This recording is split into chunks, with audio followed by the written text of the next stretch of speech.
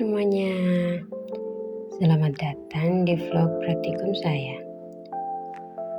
Hari ini kita akan membahas sesuatu yang sangat dekat dengan kita, tapi jarang kita sadari cara kerjanya secara fisika dan biologis, yaitu termodinamika pada tubuh manusia.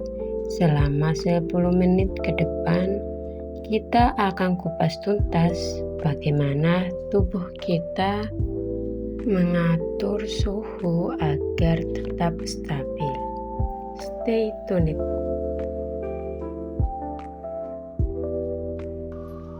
Halo, perkenalkan saya bernama Felicia Nagapista dengan NIM 801 dari Prodi S1 Kepidanan Fakultas Keperawatan dan Kebidanan dari Universitas Nahdlatul Ulama Surabaya. Baik, berikut ada 5 bagian yang akan kita bahas. Yang pertama, pengaturan suhu secara fisika. Kedua, pengaturan suhu secara metabolisme. Ketiga, suhu normal berdasarkan usia. Keempat, variasi suhu berdasarkan lokasi tubuh. Terakhir, penyakit dan gangguan suhu. Tanpa berlama-lama lagi, yuk kita langsung masuk ke bagian pertama. Pertama, kita bahas dari kaidah fisikanya dulu. Tubuh kita itu ibarat mesin yang terus menghasilkan panas. Nah, ada 4 cara panas itu berpindah. Yang pertama, radiasi. Tubuh kita memancarkan gelombang panas ke udara sekitar. Kedua, konduksi. Kalau kita menyentuh lantai dingin, panas berpindah langsung dari kulit ke lantai. Konveksi ini lewat aliran udara. Makanya kalau kita di depan kipas angin, kita merasa sejuk karena panas dibawa lari oleh angin. Terakhir, evaporasi. Inilah alasan kenapa kita berkeringat. Saat keringat menguap, ia membawa pergi panas dari kulit kita. Ini mekanisme yang paling keren saat kita olahraga. Berikutnya bagian kedua. Secara biologis ada termostat di otak kita namanya hipotalamus. Dia yang mengatur metabolisme tubuh. Kalau kita kedinginan, metabolisme kita naik. Kita mulai menggigil. Menggigil itu sebenarnya otot yang bergerak cepat untuk menghasilkan panas secara mandiri. Sebaliknya, kalau panas, pembuluh darah kita melebar atau disebut vasodilatasi, supaya panas dari darah bisa lebih cepat keluar lewat kulit. Makanya muka orang sering terlihat kemerahan saat kepanasan. Berikutnya bagian ketiga. Penting untuk diingat, suhu normal itu tidak selalu 37 derajat untuk semua orang. Seperti bayi, suhunya cenderung lebih tinggi karena metabolisme mereka sangat aktif.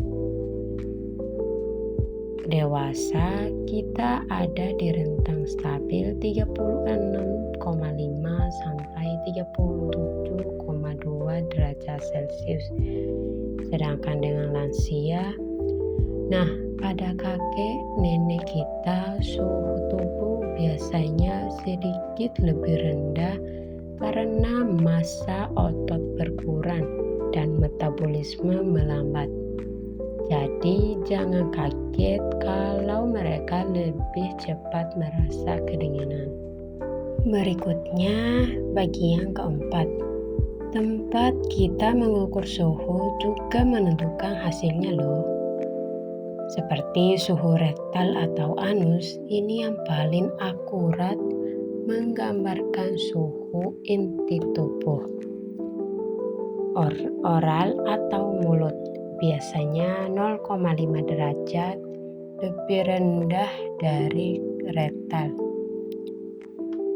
Yang aksila atau ketiak, ini yang paling sering kita lakukan, tapi biasanya paling rendah dibanding area lainnya. Jadi kalau di ketiak sudah 37,5 derajat, aslinya suhu dalam tubuh kalian bisa lebih tinggi lagi. Dan berikutnya bagian kelima. Terakhir, apa jadinya kalau sistem ini gagal? Yang pertama, demam. Ini sebenarnya respon baik tubuh melawan infeksi. 2. Hipotermia. Suhu turun di bawah 35 derajat. Ini bahaya banget karena organ bisa berhenti berfungsi. Ketiga, heat stroke. Ini kebalikannya. Tubuh jadi menjaga melindungi diri saat cuaca sangat panas. Bukan cuma soal kenyamanan, kondisi darurat medis. Wah, tidak terasa ternyata kita sudah di ujung video. Nah, itulah pembahasan kita tentang termodinamika dan suhu tubuh manusia. Kesimpulannya, pertama, sistem termoregulasi yang dinamis. Tubuh manusia merupakan sistem termodinamika terbuka yang secara konstan melakukan pertukaran energi dengan lingkungan melalui mekanisme radiasi, konduksi, konveksi, dan evaporasi untuk menjaga keseimbangan panas. Kedua, peran vital hipotalamus. Pengaturan suhu secara biologis dikendalikan oleh hipotalamus di otak yang berfungsi sebagai termostat. Tubuh akan merespons perubahan suhu lingkungan dengan cara menyesuaikan laju metabolisme seperti menggigil saat dingin atau berkeringat saat panas. Ketiga, variabilitas suhu. Tidak ada angka tunggal untuk suhu normal. Suhu tubuh bersifat variatif yang dipengaruhi oleh faktor usia, seperti bayi cenderung lebih tinggi, lansia lebih rendah, dan lokasi pengukuran seperti suhu rektal lebih mendekati suhu inti tubuh dibandingkan suhu ketiak. Keempat, yaitu indikator kesehatan. Perubahan tubuh yang ekstrim, baik itu demam, hipotermia, maupun heat stroke, merupakan indikator adanya gangguan pada sistem homeostasis tubuh atau kegagalan mekanisme pertukaran panas dengan lingkungan yang memerlukan penanganan medis. Semoga penjelasan tadi bermanfaat untuk teman-teman semua, khususnya buat yang lagi belajar fisiologi dan fisika kesehatan. Jangan lupa like, komen, dan subscribe ya. Saya Feliciana Da Costa. Sampai jumpa di vlog praktikum berikutnya. Dadah. Wassalamualaikum warahmatullahi wabarakatuh.